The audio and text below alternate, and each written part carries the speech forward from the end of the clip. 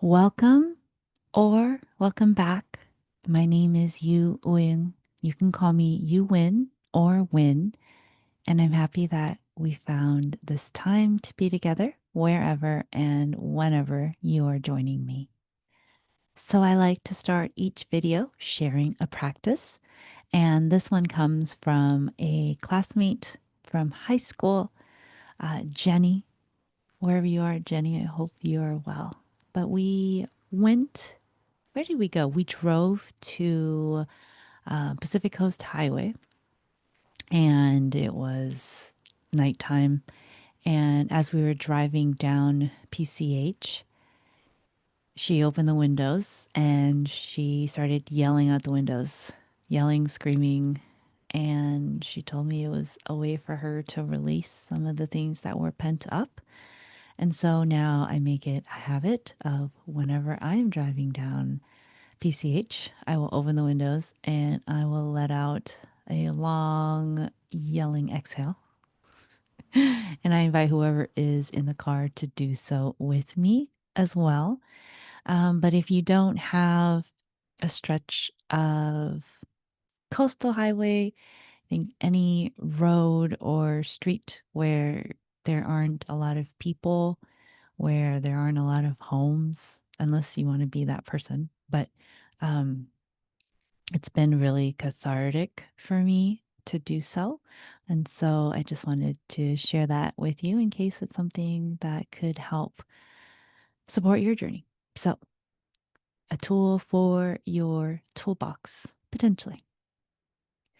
And then today, I wanted to talk about, I guess I've just been coming across this idea around aligning desires with action. So, for example, if I want to if I want to lose weight, maybe it's not good for me to binge watch like 12 hours of TV and eat pints of ice cream.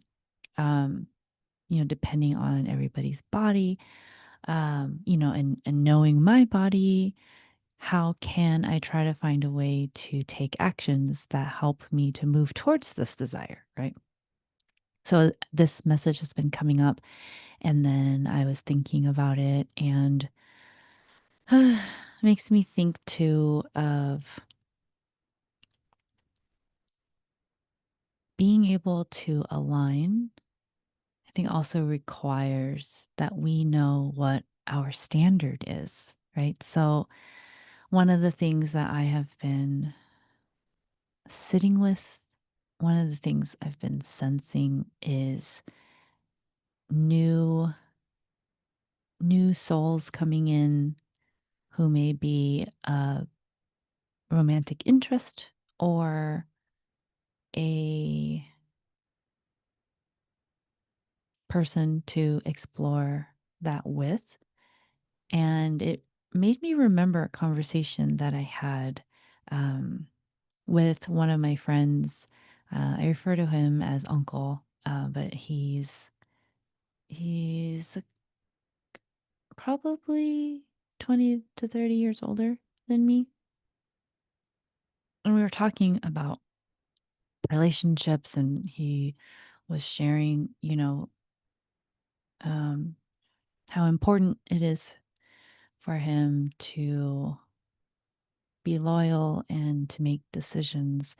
Um, and I think I was struggling to reconcile it where I was at. And then when I got off the phone with him, I realized, oh, we are basing it off of different standards. So my sense is that his goal in being in his relationship is longevity or um, the length of time, right? So if you think of people who open a business, most of them don't think that they're going to open a business that's only going to last for a year, right? And so I think there's also this sense that if you start a business and you end a business, that you somehow failed, right? And so I think this is similar when it comes to relationships, right? You go into a relationship hoping that it can be long term, hoping that it can turn into maybe um, a marriage, which then you're vowing to be together until death do you part, right? Until somebody passes away or physically transitions. And so, again, looking at like sort of length of time and duration. So for me, like loyalty makes sense, right? Like to be loyal, to sort of compromise in order for the unit to stay together, right? But at that time, and I think where I am, maybe where I am now too, my standard isn't longevity. I have a desire to connect with someone soul to soul, to encourage each other's growth. And I know a lot of the times change can be very scary um, in a relationship, right? Because you don't know if the relationship can stand the test of the changes. If it's one person, if it's two people, if it's both people, if it's the environment, right? And so I think it's really important for us to be aware of what our goal is, our intention, standard. I go back to thinking of like society standards and society's blueprint, but this idea that if you can be more clear about what it is that you are desiring and looking for, then maybe it'll help to align the actions with the desire. And then, because this is the other thing, in the manifestation world, if you've come across that in your journey, a lot of the times, um, they talk about if you are wanting, if you are longing for, and you're coming from an energy of not having, and you're really focused on the fact that you don't have, the relationship or the job or the health or the body, right? When you're very aware of what it is you don't want, you're going to continue to attract that based on the law of attraction. Like attracts like, right?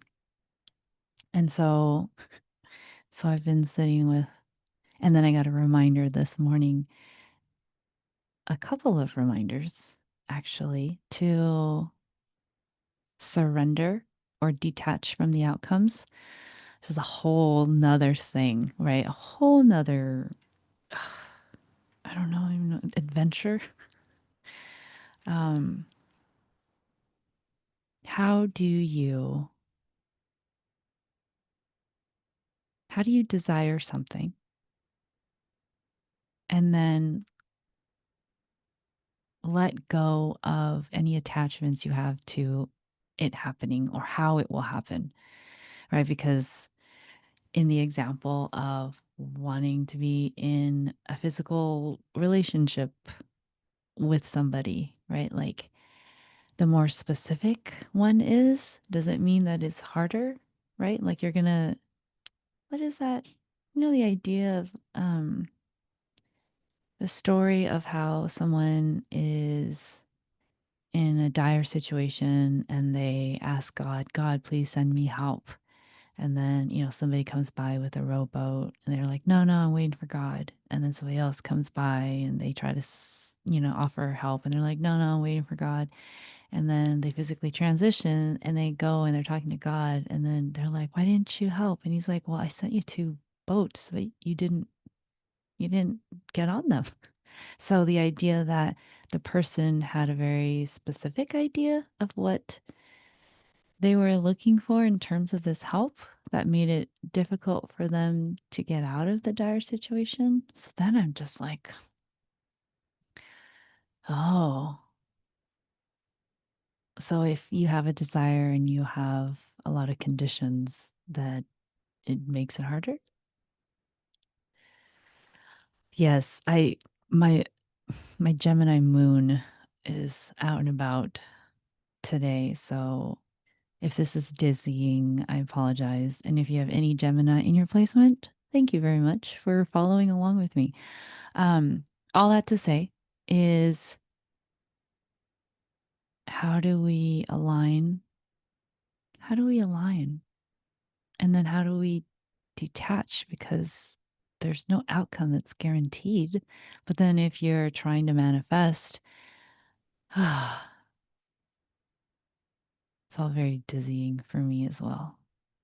So maybe part of that is just to say, if you are feeling confused about a situation that you're in, that it probably makes sense why you're feeling confused.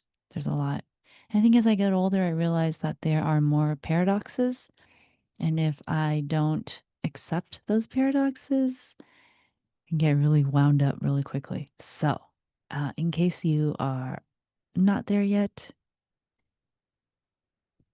there can be two seemingly opposite truths that can be held at the same time, if not 30,000 at the same time, if not more. So, have you come across anything about alignment? Okay, and then I'll say this last thing, just in case, because it just came to me. So, I have been realizing that defining things for myself is important, right? If you've caught my video or videos talking about society's blueprint, which I have mentioned before this, um, and then did I do one on love? I think I did one on love. I probably shared the definition that I got from All About Love from Bell Hooks that she got from um, M. Scott Peck. I'll clarify in the notes.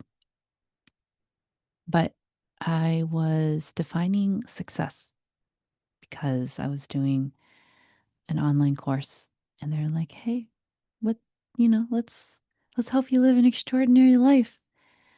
And what does success mean to you? And I sat and I scratched my head and I was like, well, in order to do this, I need to get clear. And I realized that success for me is alignment. So if that's alignment with my dimensions, mentally, spiritually, emotionally, physically, occupationally, financially, success would be being in as much alignment as possible. It could be the alignment of my skills, my experiences, my compensation in a job. It can be the alignment of my values,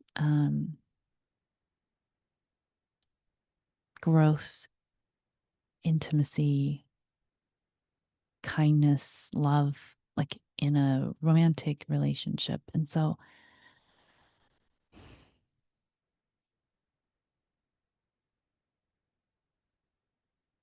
I'll title this alignment, even though it's a lot of different directions I went in. But I think the heart of it has been, how do we arrive at alignment? What supports some of those actions to help us to come into alignment? Does it help to be clear about our standards, our intention, our goal?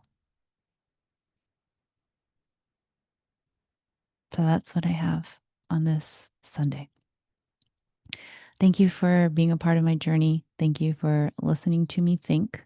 And in the case that it's an offering, maybe you can listen to this or one of my videos as you are trying to calm down, or maybe if you are doing something and you want some company, but you don't have someone that you want to call, um, maybe just having my video on so that my voice is playing in the background. Oh, okay. I'll do that for one of my next videos. So, okay. Thank you. I hope you know, and if not, that you listen, come to believe that who you are, as you truly are, is worthy and deserving of unconditional love. I look forward to connecting with you next time. And until then, please take good care. Okay, bye bye.